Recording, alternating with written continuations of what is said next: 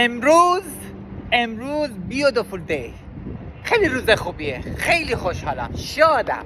میدونی چرا؟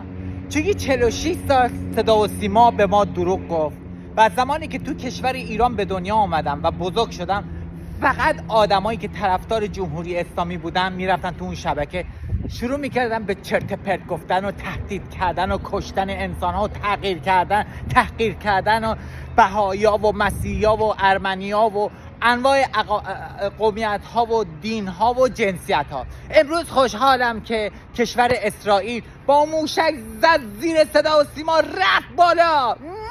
اسرائیل قلب ما ایرانیایی. من به جای تمام ایرانی‌ها صحبت میکنم. یک سرش کن، تمومش کن، این جمهوری اسلامی رو نابود کن.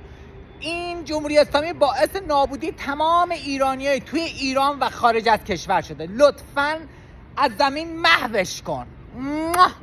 به شما اسرائیلیا، به آقای نخست وزیر بنیامین رئیس ارتش اسرائیل، I love it.